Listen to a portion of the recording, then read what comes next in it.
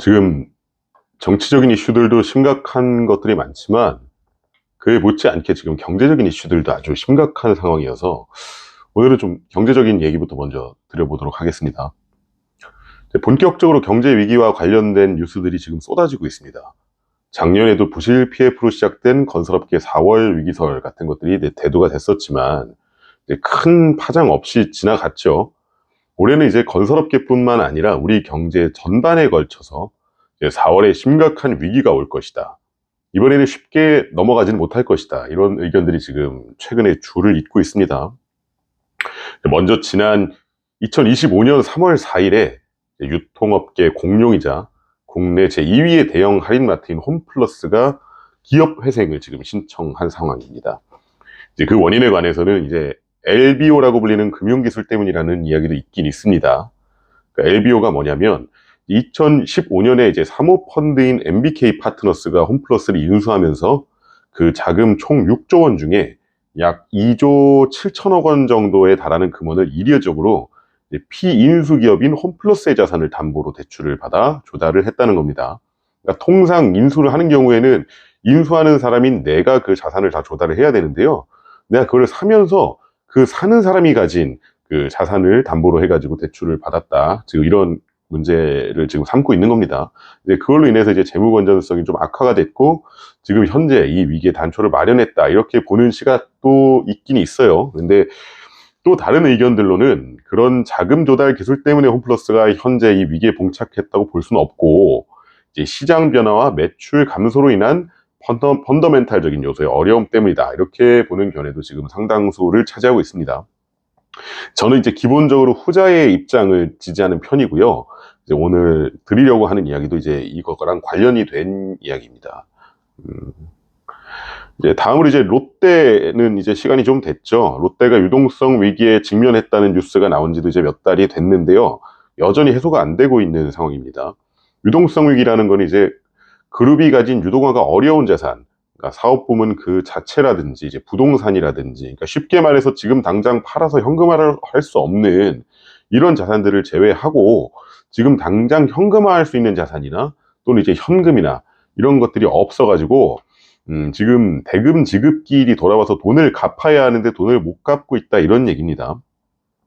이제 계약을 체결할 때요, 지급기일을 정하고 해당 지급기일까지 금원이 변제가 안 되면 후속적으로 어떤 조치들을 취할 수 있다 이런 조항들을 통상 정하거든요. 이거를 통상 뭐 기한이익 상실, 이제 줄여서 EOD 이렇게 불리는 조항들이 많이들 삽입이 되는데요.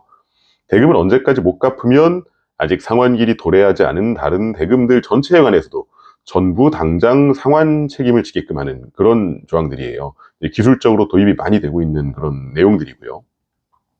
그러니까 롯데그룹이 전체 자산 규모에 비해서는 되게 작은 대금이 이제 미지급되는 경우라고 하더라도 지급 지체로 인해서 기한이익이 상실되면 한꺼번에 갚아야 하는 대금의 규모가 아주 커질 수도 있는 거고, 이런 경우에는 자산에 대해서 강제 집행이 들어오고 회사가 매각되기 시작되면 이제 돌이킬 수가 없는 상황으로 사실은 갈 수도 있는 겁니다. 그래서 어떻게 해서든지 이걸 막기 위해서 롯데가 안간 힘을 쓰고 있는 그런 실정이죠. 롯데그룹의 상징이라고도 볼 수 있는 롯데타워까지도 지금 담보로 제공이 되어 있는 그런 상황입니다. 그래서 이제 이런 상황들 속에서 며칠 전에 한국경영자총협회가 근로자 50인 이상 되는 국내 기업 총 508곳을 대상으로 해서 조사를 했어요. 이제 23%가요. 1997년 IMF 때보다 더 심각한 위기를 겪게 될 것이다. 이렇게 답을 했고요. 74%는 IMF 때만큼은 아니지만 이제 그에 준하는, 그에 못지않은 심각한 위기가 올 것이다. 이렇게 답을 했습니다. 총 97%가 올해 큰 위기가 온다고 내다본 겁니다. 그 위기의 원인으로 꼽은 게 첫 번째로 이제 환율 변동성 확대에 따른 수출 경쟁력 약화, 그리고 통상임금 범위 확대에 따른 비용 증가, 그리고 트럼프 제2기 행정부의 관세 정책에 따른 글로벌 무역 규제 강화, 이렇게 꼽고 있습니다. 좀 재밌는 거는 이제 통상은 환율이 오르면 사실은 수출 기업에게는 유리한 면이 있거든요. 이제 가격 경쟁력이 높아지기 때문에. 그런데 이제 대한민국에서 생산하는 수출 상품들의 대부분이 사실 이제 국내에서 그 모든 제조 공정을 거치는 게 아니라 해외 원자재라든가 해외의 어떤 기초 부품 수입이라든가 이런 부분에 많이 이제 좀 의존을 하고 있기 때문에 오히려 이런 환율, 고환율 같은 게 이렇게 단점, 약점으로 지금 작용할 수도 있는 그런 상황이 되어 있는 것 같습니다. 어쨌거나 지금 이제 이런 뉴스들이 지금 쏟아지고 있는 상황인데요. 오늘은 왜 갑작스럽게 대한민국 경제가 이런 큰 위기에 봉착하게 되었는가, 근본 원인을 한번 살펴보려고 합니다. 자, 제 견해로는요, 부동산입니다. 이 모든 사태의 근본 원인이 저는 부동산에 있다고 보고 있어요. 제가 부동산 전문 변호사여서 물론 이 부분에 관해서 더욱더 이렇게 주의 깊게 보고 말씀을 드리는 것일 수도 있겠지만은, 부동산 개발업에 오랫동안 종사해 왔기 때문에 제가 더 그렇게 보는 걸 수도 있겠지만은, 여러 가지 지표들과 상황들을 봤을 때 부동산으로부터 지금 이 위기가 비롯되었다라고 보는 것이 상당한 설득력이 있어요. 이제 제가 앞으로 쭉 이제 말씀을 드릴 건데, 먼저 간단히 이제 요약을 하고 들어가자면 이런 논리입니다. 지난 수년간 부동산 가격이 지속적으로 상승하면서 국내 잉여 자산이랑 대출의 상당 부분이 부동산으로 빨려 들어갔다는 겁니다. 돈이 다 부동산으로 들어갔다는 거고, 이게 기업 영역의 관점에서 보자면은 기업의 근간이 되는 투자 유치 부분에서 열쇠로 작용을 한 것이고요. 그리고 이제 벤처나 스타트업, 뭐 결국은 기업이긴 하지만 새로운 산업을 이제 창출해내는 그런 영역의 관점에서 보자면 대한민국의 다음 세대를 이끌 이제 신사업의 발굴 및 육성, 자, 이런 부분에 관한 부재로 작용을 한 것이고, 또 그로 인한 뭐 새로운 고용의 창출이라든가 뭐 이런 부분들의 부재로 이제 작용을 한 것이고요. 가계경제 차원에서 보자면 대출 원리금 이제에 대한 부담의 증가로 인해서 가처분 소득이 감소하고, 따라서 내수 소비 감소로 작용을 했다는 겁니다. 그러니까 나랑 와이프랑 버는 돈 대부분을 이제 부동산 원리금 갚는 데다가 쓰고 있다 보니까 남는 돈이 얼마 없어서 그걸로 이제 차도 못 사고 옷도 못 사고 외식도 못 하고, 뭐 애기 기저귀 값 사고 나면 이제 남는 게 없으니까 돈을 안 쓰고, 그래서 이제 지금 소비력이 많이 위축이 됐다라는 거죠. 내수 소비가 위축이 되니까 아까 말씀드렸던 이제 홈플러스나 롯데 같은 내수 기업들부터 먼저 무너지고, 그리고 자영업자들도 힘들어졌다. 뭐 이런 얘기를 이제 드리려고 하는 겁니다.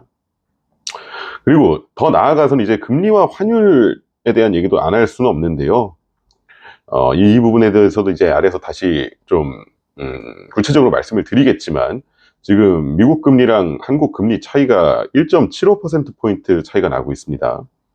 그러니까 이제 대한민국에서 국내 투자를 하고 있었던 외국 자본들이 환경이 더 좋은 미국으로 이탈을 많이 하고 있고, 그러면서 이제 한화를 팔고 달러를 사들이면서 환율이 엄청 높아졌고, 그런데 이런 고환율 환경에서 아까도 그 경영자 그 총연맹에서 지금 지적한 지금 유동성 이제 위기라고 지금 얘기했던 이제 환율 변동성 위기, 이제 이런 부분에 관해서도 금리를 지금 못 건드리고 있다는 겁니다. 대한민국 정부에서는.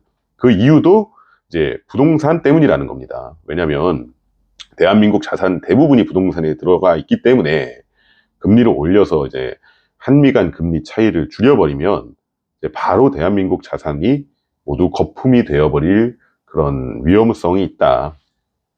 이런 원인 때문이라고 보는 거예요. 이제 지금까지 말씀드린 것들을 제가 한 꼭지씩 풀어서 다시 좀 말씀을 드려볼게요.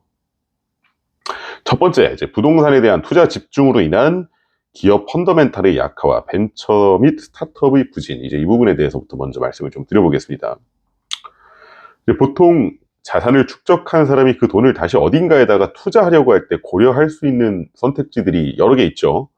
대표적으로 이제 주식, 채권, 금, 뭐 외환, 가상화폐, 부동산 뭐 이런 것들이 있을 거고요. 직접 사업체를 창업해서 경영하는 방식의 이제 투자도 가능할 겁니다. 그런데 이제 부동산에 대한 투자가 이제 다른 투자 방식들과는 이제 구별되게 갖는 특수성이 하나 있어요. 그러니까 주식을 산다고 하면은 해당 기업의 영업이익이나 이제 재무 건전성 같은 것들을 기초로 해서 해당 기업이 앞으로 얼마나 더 큰 가치를 창출해낼 것인가, 얼마나 더 잘 나갈 것인가, 뭐 이런 거에 대한 판단을 기초로 이걸 매수를 하겠죠. 그리고 이를 통해 가지고 이제 주식을 매수하게 되면 주주가 됩니다. 그럼 기업 경영에 참여할 수도 있고요, 배당을 받을 수도 있습니다. 신주를 인수하는 경우에는 직접적으로 주금을 납입하기 때문에 해당 기업에다가 자본을 공급할 수도 있죠. 채권을 매입하는 경우 또는 이제 직접 대출을 실행하는 방식으로 채권자가 되는 경우에도 마찬가지입니다. 경제 주체인 기업에 대해서 유동성을 공급하게 됩니다. 대출이라는 형식으로요. 직접 창업을 하는 경우에는 스스로 경영을 통해서 매출을 발생시키고 원자재를 구입하거나 고용을 창출하거나 하는 방식으로 경제의 선순환에 가장 적극적으로 기여를 하게 되죠. 반면에 부동산은 최초의 분양을 통해서 신축 건축물을 매수하는 경우에는 그 대금이 신탁사를 통해서 금융대주, 시공사, 하수구업체, 시행사 등으로 흘러가기 때문에 경제 선순환에 기여한다고 볼 수가 있겠지만요. 이미 그 분양이 끝난 건축물을 매수하게 되는 경우에는요. 그 매수로서 그 밖에 어떤 새로운 가치 창출에 기여하지 않습니다. 그러니까 즉 신규 분양에서는 수분양자가 됨으로써 어쨌든 그 경제 주체들에게 자금 흐름을 만들어낼 수가 있겠지만 그렇지 않고 이미 지어진 건물을 다시 매수하는 경우에 그건 기본적으로 당근마켓 중고거래랑 큰 차이가 없다는 거예요. 당근마켓에서 아무리 내가 중고거래를 한다고 하더라도 뭐 삼성이라든가 LG라든가 이런 기업에 도움이 되지는 않죠. 물론 당근마켓이라는 플랫폼에는 도움이 되겠습니다만 향후에 가격이 등기에서 차익이 실현되더라도 이건 말 그대로 가격이 올라서 발생한 거지 부동산 자체가 어떠한 가치를 새로 창출해내 가지고 우리 경제 전체에 근본적으로 기여하는 게 없다라는 얘기입니다. 그런데 지난 수년간 부동산 가격이 너무 가파르게 오르면서 다른 투자로 향했어야 하는 금원들이 많은 부분이 부동산으로 들어가 버렸다는 겁니다. 당장 내 주머니에 한 5억 원이 있다고 생각을 해보세요. 대부분의 사람들은 그 돈으로 뭘 살까요? 부동산을 사겠죠. 그 돈으로 주식을 사거나 채권을 매입하거나 창업을 하거나 잘 안 그럽니다. 예전에 막 한 20년 전에 IT 붐이 일대라거나 우리 경제가 고도 성장을 하던 시기에는 사람들이 창업을 많이 했습니다. 앞다투어서 막 새로운 사이트도 만들고 새로운 프로그램 개발도 하고 뭐 새로운 기기 MP3도 만들고 하면서 신사업 분야가 굉장히 좀 활발하게 육성이 되었었죠. 근데 지금은 그렇지 않아요. 지금 사업 새로 시작하려는 사람들이 사실 많지 않습니다. 소수의 사기꾼들이 뭐 NFT라든가 새로운 가상화폐 같은 거 발행해가지고 사기는 많이 치고 다니는데 그런 게 아니라 실제로 어떤 가치를 창출하는 신사업 분야에 도전하는 사람들이 많지가 않아요. 이유는 간단하죠. 주식, 채권, 창업보다 부동산이 더 안전하게 더 큰 자산 가치 상승을 가져다 주니까요. 근데 그만큼 돈이 GDP를 적극적으로 발생시키는 기업이나 벤처, 스타트업 등으로 흘러 들어가지 않았다는 거죠. 부동산으로 들어간 만큼요. 그 돈이 기업이나 벤처로 들어갔으면은 더 많은 고용이 창출되고 더 많은 생산으로 이어지고 그랬을 수 있는 가능성이 있는 건데 부동산의 지속적인 등기로 인해서 오히려 산업의 기반은 다소간 약해진 경향이 있을 수 있다는 겁니다. 그 결과가 지금 우리가 보고 있는 현실이에요. 지금 세계 시장에서 트렌드인 뭐 AI, LLM, 자율주행, GPU 뭐 이런 것들 이런 쪽에서 한국 기업들의 영향력이 미미해져 버렸습니다. 그리고 뭐 반도체 회사인 삼성전자조차 지금 뭐 힘을 잃었고 중국이나 대만이나 미국에서는 이미 다 모든 판도를 가져가 버렸죠. 그리고 새로운 초신성들이 계속 등장해서 판도를 갈아엎고 기존의 공룡들도 더더욱 시장 지배력을 강화시켜 나가고 있습니다. 우리 기업들은 반면에 힘이 계속 빠지고 있는 상황입니다. 그리고 새로운 신규 기업이 나타나서 거대하게 성장하고 있는 그런 모습도 보이지가 않고요. 두 번째 문제입니다. 그러니까 지금까지 말씀드린 거는 돈이 부동산으로 들어가다 보니까 기업이나 창업 쪽으로 돈이 안 들어가서 우리나라 산업 전체의 펀더멘탈 약화에 기여를 했다 이런 말씀을 드렸던 것이고요. 그러니까 이런 기업 분야 말고 가계 경제 입장에서 보겠습니다. 대출 원리금 부담 증대로 인해서 가계 경제 소비가 위축이 됐다는 거죠. 현재 내수 위주의 기업들이 힘들어지고 있는 가장 큰 원인이라고 저는 생각을 하고 있어요. 자영업자들도 마찬가지고요.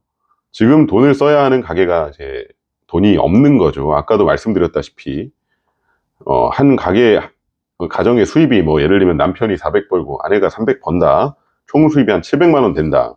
한 그 절반이나 한 300만 원, 400만 원씩 이제 대출관리금 갚는 데다가 이제 쓰고 있죠. 나머지 돈으로 이제 겨우 생활을 하고 나는 겁니다. 그러고 나면은 외식비도 없고 골프 칠 돈도 없고 옷 살 돈도 없고 그렇다는 거죠. 이제 사람들이 돈을 엄청나게 아끼기 시작했어요. 이제 최근에 요식업이라든가 이런 뭐 술집이라든가 음식점이 잘 안 되는 거를 뭐 이제 계엄 때문이다 이렇게 말씀하시는 분들도 많은데, 그것도 뭐 당연히 일부 일리가 있겠지만 사실 생각해 보면은 뭐 지금 같은 국면에서 계엄이 뭐 이제 탄핵 국면이 아직 정리가 잘 안 되고 있다라는 사실만으로 내가 밖에 나가서 술 안 먹을 이유가 없죠. 오히려 막 윤 대통령 구속 취소되고 막 이러면은 그거 가지고 서로 떠들고 싶어 가지고 나가서 술 먹고 싶죠, 사실은. 그런데 술을 잘 안 먹습니다, 요즘에. 돈이 없어서 안 먹는 거예요. 계엄이 뭐 무서워서 안 먹는 게 아니고요. 이제 수출 기업들이야 그래도 이제 글로벌 시장에서 잘 할 수가 있겠지만은 내수로 먹고 사는 이제 자영업자들이나 내수 기업들, 아까도 말씀드린 롯데나 홈플러스 이런 회사들은 이제 굉장히 힘들어지는 겁니다. 그리고 세 번째 꼭지, 금리 격차로 인한 고환율이죠. 아까도 말씀드렸다시피 미 연준 기준금리 4.5%입니다. 대한민국 기준금리가 2.75%예요. 지금 금리 차이가 1.75%포인트고요. 이 상황이 좀 길었습니다. 지금 최근에만 이런 게 아니라 상당 부분 지금 이런 금리 차이가 났어요.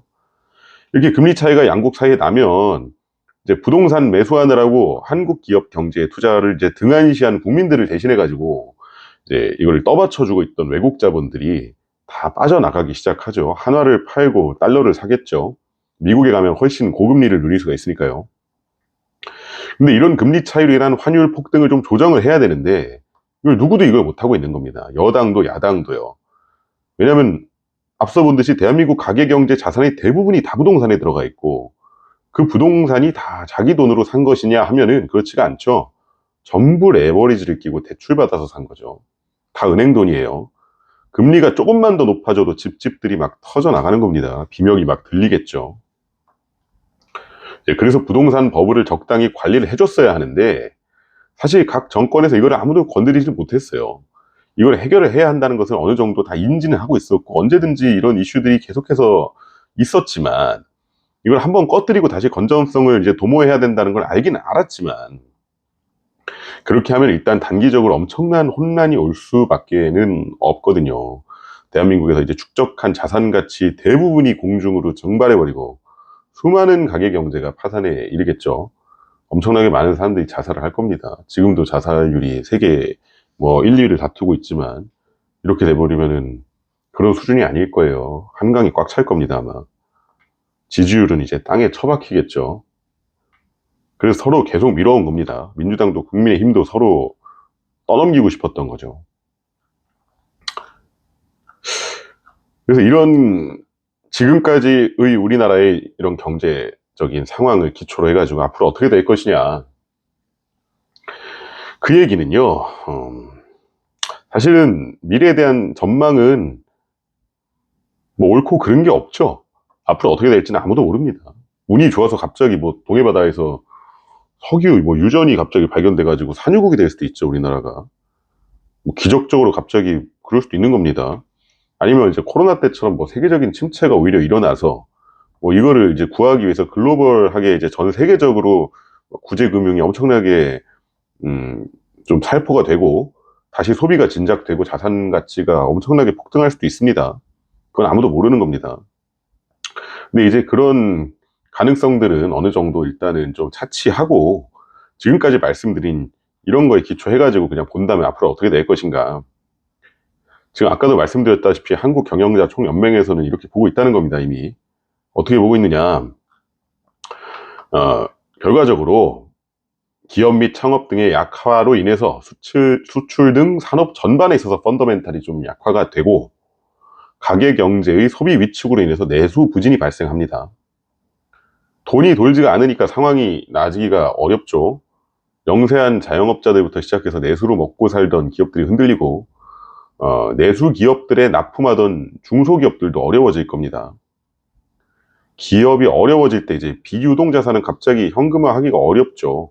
그러면 적극적으로 사업 부분 매각하고 구조조정이 본격화되기 시작을 할 겁니다. 그럼 무슨 뜻이냐? 대기업이 선도하는 구조조정뿐만 아니라 중소기업들의 경우에는 이제 사업체가 망하면서 그대로 일자리를 잃는 사람들도 많아질 거고요. 여기저기서 인건비부터 줄이려고 할 겁니다. 실제로 올해 채용 계획에 관해 가지고도 뉴스가 있어요. 주요 기업체들은 채용 계획이 거의 없는 경우가 많다고 합니다. 현재.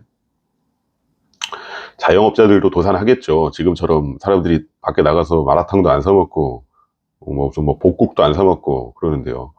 그럼 어떻게 되냐? 맞벌이로 겨우겨우 대출 원리금 갚으면서 유지하던 이제 부동산 대출, 이거를 와이프나 나중에 누구 하나가 좀 바로 어려워지면 바로 유지할 수가 없게 되는 거예요. 상환이 들어오겠죠. 원리금 못 갚으니까요. 이번 달에 갑자기 와이프가 벌어보던 300만 원이 없어지면 뭐 신규 대출 막 알아보겠지만 대출도 안 나오고, 그러다 보면 어쩔 수 없이 상환 밀리고, 그러다 보면 이제 강제 청산을 당하는 가정들이 생길 겁니다. 경매 물건이 많아질 겁니다. 그리고 본격적인 패닉셀이 시작될 여지가 있어요. 그리고 이제 대한민국의 자산의 대부분을 차지하고 있던 부동산이라는 것이 이제 붕괴가 되고, 아까도 말씀드렸다시피 부동산은 기본적으로 가격이 등귀했을 뿐 스스로 새로운 가치를 창출하던 어떤 요소는 없었다는 거거든요.